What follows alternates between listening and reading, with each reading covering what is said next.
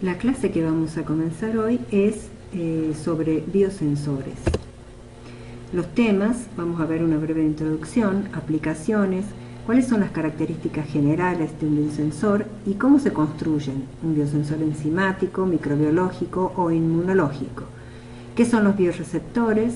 ¿Cuáles son los métodos de inmovilización de estos bioreceptores sobre el transductor físico? Y por último vamos a ver los sensores amperométricos de primera, segunda y tercera generación.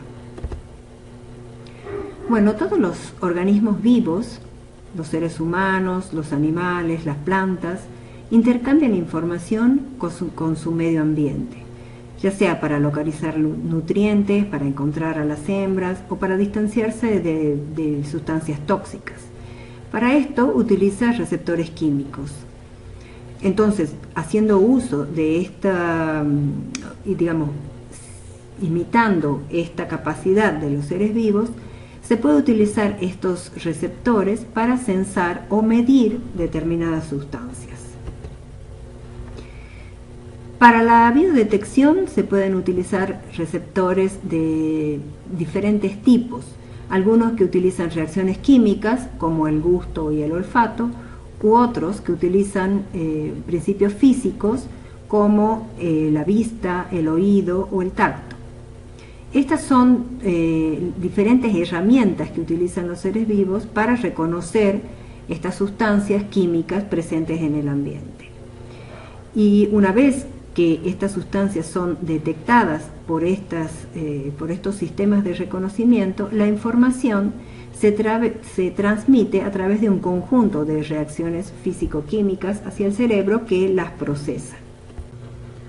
Por lo tanto, por medio de estos receptores se transducen eventos en cantidades medibles. Para construir el biosensor se pueden utilizar como elemento biológico células completas, tejidos, proteínas, enzimas, etc., cadenas simples de ADN, o sea, todos los posibles elementos biológicos que permitan transducir un determinado evento de manera tal que pueda ser medible. A ver un poco de historia. ¿Quién comenzó con la idea del biosensor? En 1962, Clark y Lyons se les ocurrió inmovilizar sobre la membrana de un electrodo de oxígeno, el electrodo de oxígeno de Clark, la enzima glucosa oxidasa. Esta enzima cataliza la reacción de la glucosa con el oxígeno, dando un determinado producto. Entonces, una molécula de glucosa más una molécula de oxígeno, catalizada por la glucosa oxidasa, da un determinado producto. Quiere decir que por cada molécula de glucosa reacciona una molécula de oxígeno. Por lo tanto, hay una disminución de la presión parcial de oxígeno que se puede sensar con el electrodo de oxígeno, y esto será proporcional a la concentración de glucosa, porque por cada molécula de oxígeno reacciona una molécula de glucosa. Posteriormente, más tarde, en 1967, Updike y Higgs perfeccionaron este electrodo de oxígeno de Clark con la enzima inmovilizada. O sea que un biosensor es un sensor existente más un sistema biológico que se denomina bioreceptor. O sea, el biosensor está formado por dos partes: un transductor físico, que puede ser un electrodo de pH, un electrodo metálico, un electrodo de pH, un termistor, un transductor óptico, transductor piezoeléctrico, etc. Ese es el transductor físico. Y un transductor biológico, que pueden ser enzimas, anticuerpos, microorganismos, células, material genético, etc. Son materiales que realizan el reconocimiento molecular. O sea, este bioreceptor o este transductor biológico reconoce selectivamente la información química presente en la muestra y la transforma en una señal reconocida por el transductor, como ser producción de sustancias electroactivas en caso de usar un electrodo metálico, un cambio de pH, un cambio de temperatura, una generación de luz, cambio de masa, etc. Son todas señales que pueden ser reconocidas por transductores físicos. El transductor físico, por lo tanto, reconoce la señal del bioreceptor y la convierte en una señal eléctrica procesable. hemos visto también los transductores físicos comunes que hemos visto hasta ahora, el biosensor también tiene ciertas características similares a estos transductores. Entonces, cuando uno desarrolla un biosensor, debe evaluar repetibilidad, reproducibilidad, sensibilidad, región de respuesta lineal del biosensor, ver qué respuesta en el tiempo tiene el mismo, y aparece un nuevo parámetro que es la selectividad. ¿Por qué hablamos de selectividad acá? Que es un parámetro que no aparece en los transductores físicos. Porque en un biosensor lo que se busca justamente con el hecho de utilizar un bioreceptor es la especificidad, o sea, poder reconocer solo un analito de entre muchos. Porque el transductor físico, si supongamos un termistor, hay una reacción, digamos un cambio de calor, el termistor va a sensar un cambio de temperatura, pero no vamos a saber a qué se debe ese cambio de temperatura. En cambio, si yo le agrego, por ejemplo, un bioreceptor, por ejemplo una enzima que cataliza una reacción determinada, cuando se produzca ese cambio de calor se va a deber realmente a la presencia del analito que nosotros estamos buscando. Entonces, lo que se busca en el biosensor es especificidad. Esto es lo ideal, pero es difícil de obtener a veces porque las muestras suelen ser complejas y pueden haber otras moléculas que también reaccionen o produzcan una pequeña reacción en el biosensor. Entonces, antes de especificidad estamos hablando de selectividad, o sea, el biosensor es selectivo para un determinado analito de entre muchos. ¿Cómo se clasifican los biosensores? Bueno, se pueden clasificar según el tipo de receptor utilizado, ya sea, por ejemplo, si es una enzima, es un biosensor enzimático, si utiliza anticuerpos o antígenos, es un biosensor inmunológico, si utiliza cadenas simples de ADN, es un biosensor genético, etc. Otra forma de clasificarlos es según la metodología de inmovilización empleada. Por ejemplo, un biosensor físico, un biosensor de compósito, por ejemplo, porque algunas veces se pueden utilizar pastas con compósitos donde se inmoviliza el material biológico. Bueno, así de determinada manera, según el método de inmovilización, se puede clasificar el biosensor. Y otra forma de clasificarlos es según el principio de transducción empleado. Pueden ser, por ejemplo, electroquímicos, entonces, según sea la señal que se mida, pueden ser potenciométricos o amperométricos. Pueden ser fotométricos, si es que se ve una señal lumínica, másicos, si hay un cambio de masa, termométricos, si hay un cambio de temperatura, etc. Veamos entonces la detección potenciométrica. Por ejemplo, yo podría utilizar un electrodo de pH.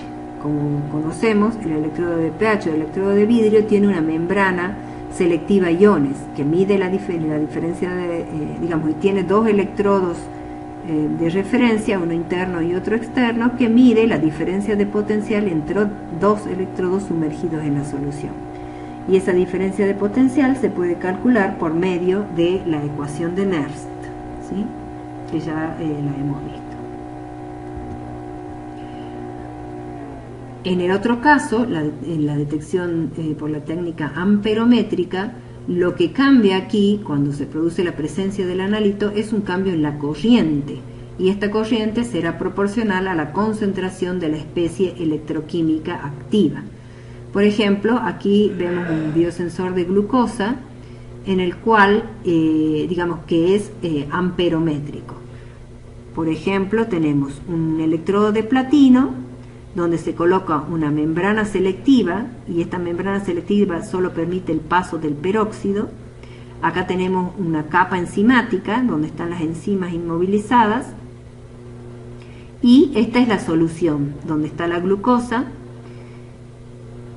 y esta es la enzima, ¿no es cierto?, la glucosa oxidasa. Entonces, cuando llega la glucosa a la interfase de la solución, esta enzima cataliza la reacción con el oxígeno que está disuelto en la solución y genera peróxido que a un determinado potencial se oxida en el electrodo de platino y da una señal de corriente.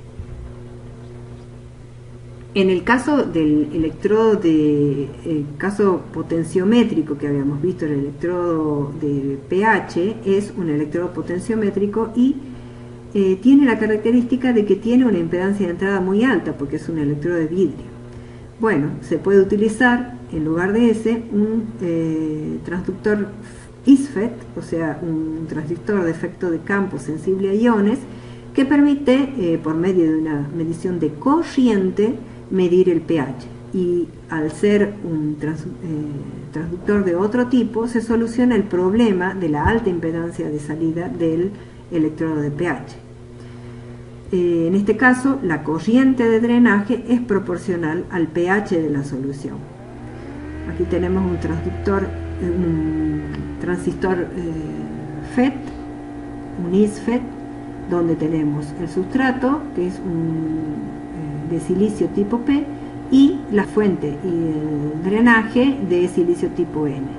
Y la compuerta, en lugar de tener un óxido, tiene, está libre, y ahí se coloca la solución donde se generan los protones, donde está el cambio de pH que nosotros queremos medir, y al generarse los protones se produce en la interfase un cambio del potencial de compuerta y por lo tanto un cambio en la corriente de drenaje del ISFET. Ese cambio de corriente será proporcional al pH de la solución. En el caso de la detección termométrica, lo que se detecta es la entalpía de la reacción, o sea, la generación de calor en la reacción. Se puede detectar la temperatura por métodos ópticos, mecánicos, eléctricos, por medio de termistores que son muy sensibles, son de respuesta rápida, pero generalmente no se utilizan las termocuplas porque no tienen la sensibilidad suficiente para detectar pequeños cambios que se pueden producir en las reacciones. En el caso de la detección piezoeléctrica, o sea los biosensores másicos, lo que se mide son pequeñas variaciones de masa, del orden de los picogramos puede ser. Por ejemplo, en el caso de la unión antígeno-anticuerpo, tenemos un anticuerpo que se une a un antígeno, que es el target que yo quiero detectar. Entonces, al unirse el antígeno con el anticuerpo, hay un cambio de masa que yo lo puedo detectar empleando, por ejemplo, un transductor piezoeléctrico. Algunos ejemplos son la asociación enzima-inhibidor, este es el caso de utilizar en lugar de un bioreceptor un anticuerpo. Si se utiliza una enzima, podría usar un transductor piezoeléctrico para sensar el cambio de masa cuando hay una unión entre la enzima y un inhibidor de esa enzima. O bien, otro ejemplo, el acoplamiento antígeno-anticuerpo. En el caso de los sensores ópticos, se utilizan fibras ópticas para medir. Se puede medir por absorción, fluorescencia o la presencia de bioquimioluminiscencia. Hay ciertas reacciones químicas que generan luz y eso se puede detectar por medio de una fibra óptica. En la fibra óptica, la característica que tiene es que se pueden transmitir señales lumínicas por las propiedades de las fibras ópticas de reflexión total interna y las características muchas veces de la onda evanescente que sale fuera de la fibra óptica, y si en la superficie, por ejemplo, se inmovilizan ciertos bioreceptores, supongamos anticuerpos, cuando se unen los antígenos hay un cambio en esa onda evanescente que se puede detectar por medio de la fibra óptica.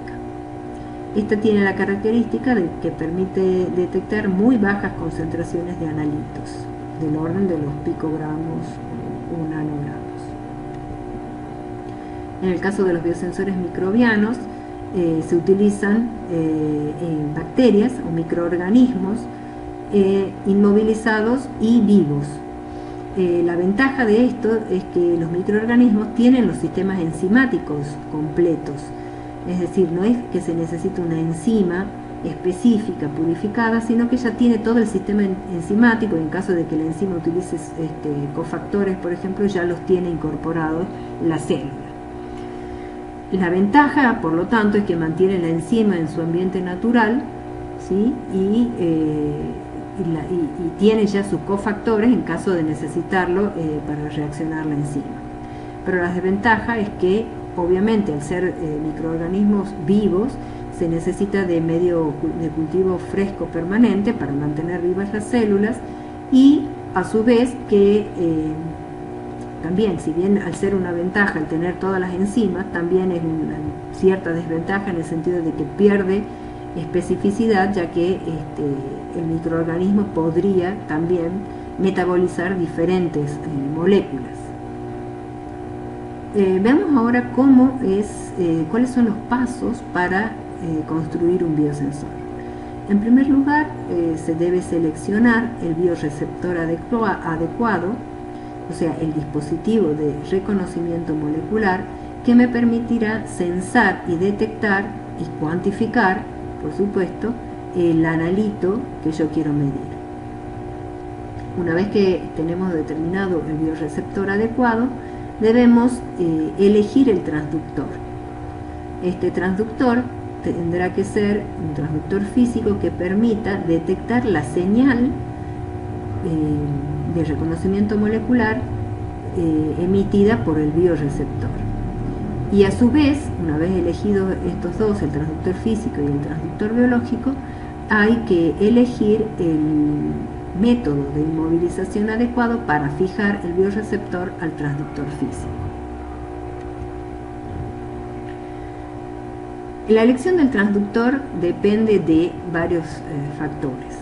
Depende de qué tipo de reacción se produce y cuáles son las sustancias que son liberadas al medio o que son consumidas. Liberadas en el caso de que uno detecte los analitos los productos que se forman en la reacción. O consumidas, como es el caso del ejemplo que vimos del biosensor de glucosa, que consume oxígeno. Por otro lado, tiene que cumplir criterios de biocompatibilidad, o sea, no tiene que ser de algún material que no sea biocompatible o que pueda producir un daño en el material biológico sobre el cual, el cual se va a inmovilizar.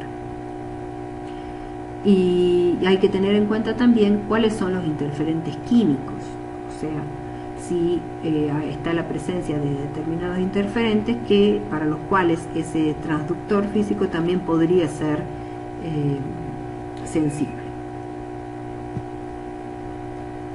Bueno, ¿cuáles son las ventajas y desventajas del uso de los materiales biológicos en los biosensores? En caso de usar una enzima, por ejemplo, las ventajas son que coordina el sustrato, o sea, coordina la reacción, cataliza la reacción del sustrato generando determinados productos, tiene una alta selectividad, o sea, las enzimas catalizan reacciones de solo determinados sustratos, por lo tanto tiene una alta sensibilidad, muestra una actividad catalítica para determinadas reacciones y las reacciones normalmente son rápidas. Las desventajas es que obtener enzimas puras son muy costosas, pierden actividad al inmovilizarse muchas veces, o sea que hay que tener muy en cuenta el método de inmovilización que se va a emplear, y se pueden desactivar en periodos cortos de tiempo.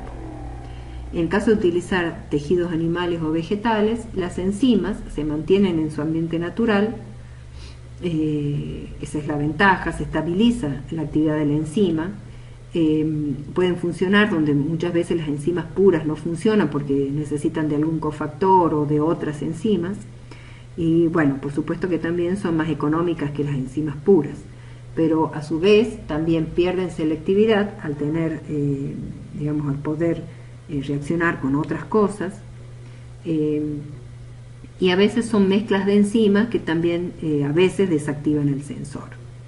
En caso de emplear microorganismos, las ventajas son justamente el bajo costo, ¿sí?, en general de este tipo de biosensores, son menos propensos a ser inhibidos porque ya está la célula completa, son más tolerantes a los cambios de pH o de temperatura, tienen una vida útil mayor al de las enzimas purificadas, pero La desventaja es que tardan más tiempo en generar las respuestas. ¿Por qué? Porque los microorganismos deben incorporar el analito que se quiera medir, metabolizarlo y recién dar la señal característica que nosotros vamos a medir. Por lo tanto, son más lentos.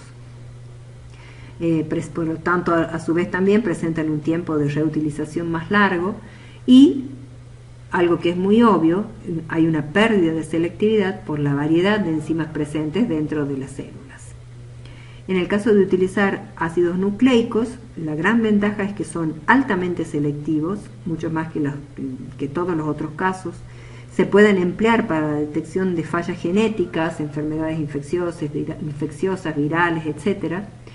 Y pueden incluso identificar genes similares por técnicas de marcado. Las desventajas que emplea tecnología muy costosa, se requiere de material aislado y certificado. O sea, si nosotros tenemos un biosensor genético y tenemos una muestra, es necesario, por ejemplo, una muestra virus, por ejemplo, es necesario preprocesar la muestra para extraer el ADN del virus y tener el material aislado y recién poder medir. Y por supuesto, se requiere de personal especializado para su uso. ¿Qué factores son importantes al momento de inmovilizar el material biológico? En caso de inmovilizar una enzima, por ejemplo, esta debe permanecer activa una vez que se ha inmovilizado sobre el transductor físico. Debe permitir determinaciones repetitivas, aunque no siempre se busca esto, podría ser de un único uso o de pocos usos y después ser descartable. En algunos casos será necesario inmovilizar más de una enzima dependiendo de la reacción o del analito que uno quiera detectar, y en algunos casos también se necesita coinmovilizar el cofactor, porque hay enzimas que necesitan cofactores para poder funcionar. Entonces, en ese caso va a haber que inmovilizar tanto la enzima como el cofactor. Hay diferentes métodos de inmovilización del bioreceptor sobre el transductor físico. Los métodos físicos, que pueden ser en geles, ¿sí? Como por ejemplo el gel de poliacrilamida, en membranas de diálisis, inmovilización electromagnética, o sea, se inmoviliza sobre bolitas magnéticas que después con un electroimán se pueden pegar al biosensor y así reemplazar fácilmente. Se puede realizar por medio de uniones químicas, que puede ser por cross-linking o por uniones covalentes u otros tipos de uniones químicas. Por ejemplo, en algunos casos se utilizan lo que se llaman las SAMs, o sea, Self-Assembled Monolayers, que son monocapas de ciertas moléculas sobre superficies metálicas, y estas moléculas se unen covalentemente al electrodo y a su vez unen covalentemente, por ejemplo, al bioreceptor. Aquí hay unos ejemplos, por ejemplo, de la inmovilización física sobre membranas, ¿sí? Tenemos, por ejemplo, aquí un biosensor, supongamos que sea un electrodo de pH, sobre el cual en unas membranas, se coloca la solución enzimática acá adentro y después con membranas selectivas mantiene la enzima dentro de ese espacio. En el otro caso, partículas magnéticas que habíamos mencionado recién, sobre las cuales se pueden inmovilizar, por ejemplo, anticuerpos, cadenas simples de ADN, proteínas, moléculas marcadas con fluorescencia o algunas bacterias, etc. ¿Sí? Y esas partículas magnéticas, por medio de electroimanes, se pueden inmovilizar sobre el biosensor y reemplazar fácilmente una vez que se ha realizado la medición. En el caso de inmovilización por unión cruzada o cross-linking, que se llama, lo que se utiliza son moléculas específicas que tienen determinados grupos funcionales que permiten realizar uniones covalentes entre, por ejemplo, las enzimas, ¿sí? Y a su vez hacia la superficie del sensor. Por ejemplo, acá estas son las moléculas que harían el cross-linking entre las enzimas. Tenemos una solución enzimática, se produce un agregado de las enzimas y por cross-linking se unen unas con otras. Estas moléculas tienen la característica entonces de tener grupos funcionales hacia un lado y hacia el otro que permiten unir los bioreceptores unos con otros. Hay distintos métodos para realizar el crosslinking, por ejemplo, el método de inmersión, en el cual se genera una solución de enzima más albúmina más el agente de correticulación que se llama, o sea, este agente de crosslinking. Se sumerge el electrodo, supongamos que se quiere inmovilizar sobre un electrodo de vidrio, una vez se lo deja un determinado tiempo, se lo saca, se lo gira para eliminar los excesos y ahí se forma como una película con las enzimas inmovilizadas. Se coloca un O-ring alrededor para que esta membranita no se suelte y luego se sumerge en una solución de glicina para eliminar todos los restos de moléculas que no se hayan adherido a la membrana. Como muchos habíamos mencionado, en muchos casos las enzimas puras son muy caras, entonces es mucho más costoso realizar una solución enzimática que colocar simplemente pequeñas gotitas, microgotas, del orden de los microlitros sobre la superficie del sensor. Entonces en este caso el otro método es colocar, esto es lo que se llama por drop casting o deep coating también se llama. Se coloca una microgota sobre la superficie del electrodo y sobre esa solución enzimática se coloca el agente de correticulación. Se espera un tiempo determinado y ya está inmovilizada la enzima sobre el sensor. En el otro caso es de la misma manera, por ejemplo, colocar la solución enzimática sobre la superficie y después por medio de un spray agregar el agente de correticulación. ¿Esto para qué se busca esto? Porque esto permite realizar capas muy finitas, muy delgaditas, lo que aumenta la respuesta, mejor dicho, la velocidad de respuesta del biosensor. ¿Cómo se realiza la inmovilización de microorganismos? Bueno, una forma podría ser, se tiene una solución donde están las bacterias, las células en suspensión, entonces se genera una pasta de carbón, por ejemplo, se coloca esta solución con una gota de gelatina, entonces eso forma como un gel, una membrana, y quedan inmovilizados los microorganismos. Entonces, ¿cómo se realiza esto? Por ejemplo, se tiene el cultivo de bacterias, se tiene el biosensor, se coloca, como habíamos dicho, la pasta de carbón, la solución de bacterias encima y la gelatina, se lava para eliminar los restos y posteriormente, como hay células vivas, hay que almacenar en un buffer determinado, por ejemplo un buffer fosfato o un medio de cultivo, en la heladera hasta el uso del biosensor. En el caso de que el bioreceptor sean anticuerpos o antígenos, la forma más difundida para inmovilizar este tipo de bioreceptores es por medio de la unión de biotina streptavidina. La biotina y streptavidina son moléculas que se reconocen muy específicamente, son altamente selectivas unas con otras, entonces se puede inmovilizar la streptavidina sobre el sensor y luego se coloca, supongamos que queremos inmovilizar un antígeno, se coloca un antígeno marcado con biotina, entonces como esta unión es altamente específica, directamente la biotina se une a la streptavidina y ya queda inmovilizado el antígeno sobre la superficie del sensor.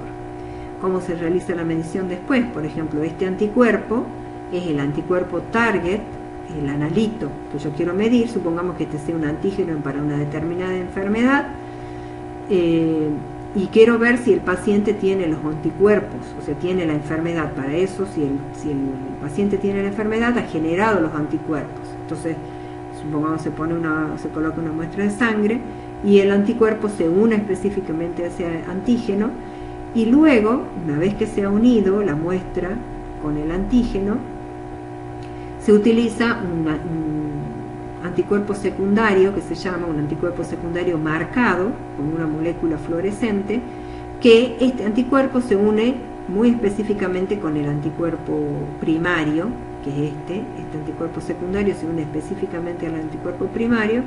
Entonces, cuando hay presencia de fluorescencia sobre el sensor, quiere decir que ha estado presente este anticuerpo.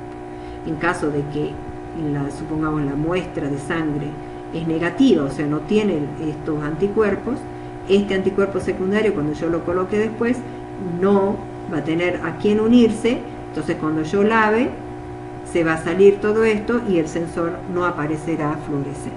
Por lo tanto, la medición será negativa. Bueno, ¿qué ejemplos tenemos de los biosensores en el ámbito biomédico? Bueno, la gran mayoría de los biosensores son sensores enzimáticos.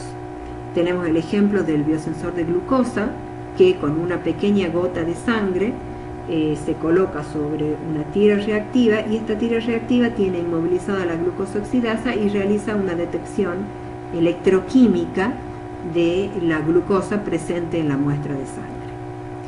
También existen biosensores para medir otros metabolitos como urea, creatinina, colesterol, acetilcolina, lactato, etc. Otro biosensor muy difundido es el sensor de embarazo. ¿Sí? Este es un biosensor inmunológico. Tiene inmovilizada en una línea anticuerpos que reconocen selectivamente a una hormona, gonadotrofina choriónica humana, que está presente cuando hay embarazo, y entonces se coloca una muestra de orina en un extremo del biosensor. Esta orina viaja por un sustrato que es un papel absorbente, y cuando llega a la zona donde están los anticuerpos inmovilizados, si está presente la hormona, se une al anticuerpo, y si no, directamente pasa por otra zona de otros anticuerpos que solo dan una indicación de que la muestra se ha realizado con éxito. Y si aparece una sola rayita es que la muestra es negativa, y si aparecen las dos, la muestra es positiva. Este tipo de biosensor no se usan in vivo, o sea, no se usan dentro del cuerpo, sino que necesitan a veces adición de ciertos reactivos. Además, la formación del complejo antígeno-anticuerpo es muy lenta, por lo tanto el tiempo de detección de este es de unos cuantos minutos, no es instantáneo. En el caso de los sensores amperométricos, que habíamos visto que la amperometría es un método electroquímico, la señal de interés, que es una corriente, es proporcional a la concentración del analito que yo quiero medir. Entonces, ¿qué es lo que ocurre? Tenemos un electrodo sobre el cual se ha inmovilizado un bioreceptor, y ahí se produce una reacción de óxido-reducción, ¿sí? Y por lo tanto un intercambio de electrones. La dirección del flujo de electrones, o sea, si pasa del ion hacia el electrodo o del electrodo para formar un ion, depende de las propiedades del analito. Y se puede controlar, digamos, esta reacción con la tensión aplicada al electrodo de trabajo. Las mediciones con estos sensores amperométricos pueden ser de diferente tipo, pueden ser bipolares, en el caso que se utilizan 2 electrodos, o tripolares en caso de usar 3 electrodos. En el caso de usar 3 electrodos se utiliza un contraelectrodo, un electrodo de trabajo, que vendría a ser el biosensor, y un electrodo de referencia. Este es el caso que normalmente se utiliza para el biosensor de glucosa. El electrodo de trabajo es el biosensor, después se tiene un contraelectrodo de platino, puede ser, y un electrodo de referencia, que lo que hace es mantener un potencial constante en el electrodo de trabajo para catalizar una cierta reacción. Los sensores amperométricos, según los procesos de transferencia de electrones, pueden clasificarse como biosensores de primera generación, de segunda generación o de tercera generación. Los biosensores de primera generación son aquellos en los cuales el producto de la reacción difunde hacia el transductor y produce la respuesta eléctrica. En los biosensores de segunda generación ya se involucran mediadores específicos entre la reacción y el transductor para obtener mejores respuestas. Ya vamos a ver los ejemplos. En los biosensores de tercera generación, la reacción en sí misma causa la respuesta y no hay directamente involucrada difusión de un producto o participación de un mediador. Bueno, acá vemos ejemplos de estos tres tipos de generaciones de biosensores. En el biosensor de primera generación, decíamos, el producto es el que genera la señal en el biosensor.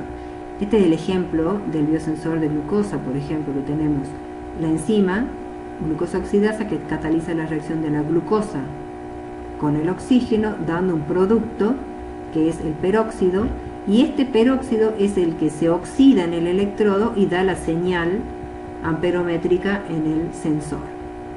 En el segundo caso, ya vamos a ver los ejemplos, la enzima cataliza la reacción del sustrato para la generación de un producto, pero aquí no es el producto el que reacciona con el electrodo, sino hay otra molécula mediadora que es la que vuelve a oxidar la enzima para que esté lista para una nueva reacción, y esta es la que intercambia, se reduce y se oxida en el electrodo, dando la señal característica del biosensor. Ya vamos a ver para qué se utilizan estos mediadores. Y en el biosensor de tercera generación no hay involucrados tampoco ni mediadores ni productos, sino que es la misma enzima, por ejemplo, la que intercambia los electrones con el electrodo. En este caso, obviamente, tiene que haber una distancia muy pequeña entre el sitio activo de la enzima y el electrodo. Por eso es que, digamos, como muchas veces el sitio activo de la enzima está dentro de la molécula, ya aquí intervienen la nanotecnología con el empleo de diferentes nanoestructuras, como nanopartículas, nanotubos de carbono, nanohilos, etcétera, para poder intercambiar esos electrones y hacer que directamente la respuesta sea por las reacciones que se producen directamente en la enzima. Entonces veamos el ejemplo de los biosensores de primera generación. Para esto, para poder realizar un biosensor de primera generación, tanto ya sea el sustrato, los productos o los cofactores deben tener propiedades electroquímicas, o sea, deben ser capaces de intercambiar electrones con electrodos metálicos. El primer biosensor de este tipo fue el de Clark y Lyons, que habíamos mencionado anteriormente, en el cual la glucosa oxidasa, ¿sí?, en buffer, es retenida en la membrana de diálisis y montada sobre la membrana de gases del sensor de oxígeno. Entonces, la glucosa más el oxígeno, catalizada por la glucosa oxidasa, produce ácido glucónico más peróxido. En este caso, el analito sensado por el electrodo de oxígeno es justamente el oxígeno, ¿sí? Es un biosensor de primera generación. Y bueno, y el oxígeno más 4 protones da como resultado 2 moléculas de agua. Esto es lo que ocurre dentro del electrodo de oxígeno. Otro ejemplo de biosensor de primera generación es el uso de este producto de la reacción de la glucosa más el oxígeno que veíamos acá, que da ácido glucónico más peróxido. En lugar de detectar el oxígeno como lo hacía Clark, detectan el peróxido. Entonces, polarizando el electrodo a 900 milivoltios, que es el potencial de oxidación del peróxido, da una reacción de este tipo y por lo tanto se generan, si se fijan acá, 2 electrones, o sea, se genera una corriente proporcional a la concentración de peróxido.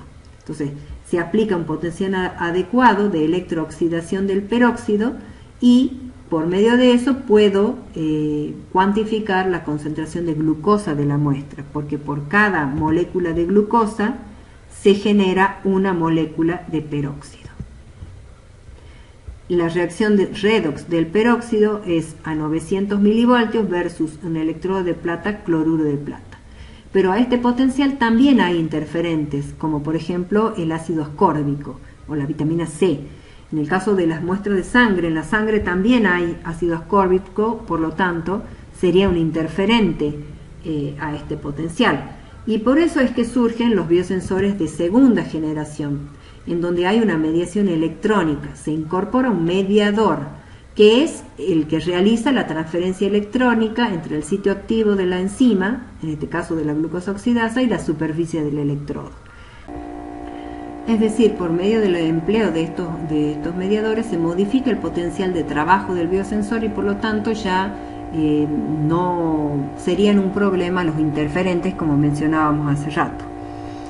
Estos mediadores son moléculas que son pares redox de bajo peso molecular y pueden ser empleadas libres en solución o inmovilizados juntos con las enzimas en el biosensor.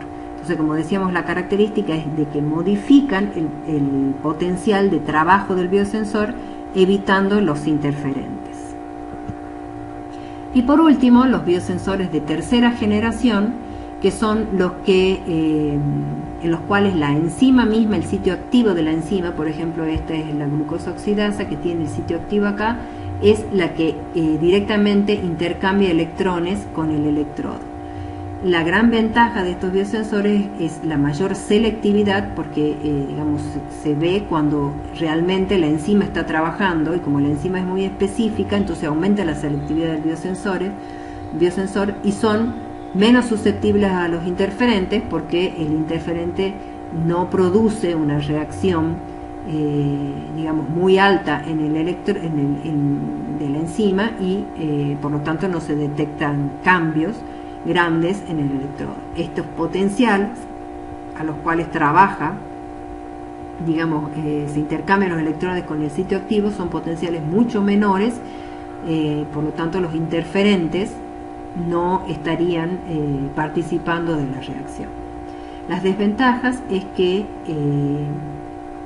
esta transferencia de los electrones entre las proteínas y el electrodo es muy lenta, ¿sí? A veces es irreversible, o sea, inactiva la enzima y, por supuesto, decrece exponencialmente con la distancia. Hay ciertas enzimas que tienen el sitio activo más bien superficial, pero otras enzimas que tienen el sitio activo en forma muy interna, entonces se hace más difícil este intercambio de electrones. Para eso se utilizan muchas veces nanoestructuras, o sea, nanopartículas o nanotubos de carbono, nanohilos, en los cuales permite ingresar dentro del sitio activo de la enzima, dentro de las moléculas, y realizar una transferencia de electrones mucho, digamos, más eficiente. Otra desventaja es que muchas veces las proteínas tienden a desnaturalizarse por el contacto con la superficie del electrodo. Bueno, hasta aquí hemos visto el tema de biosensores. Es un pantallazo de lo que son los biosensores, pero sirve como una pequeña introducción al tema. Aquí les dejo la bibliografía que pueden consultar, aunque en la red, también en la web, hay muchísima bibliografía al respecto. Muchas gracias.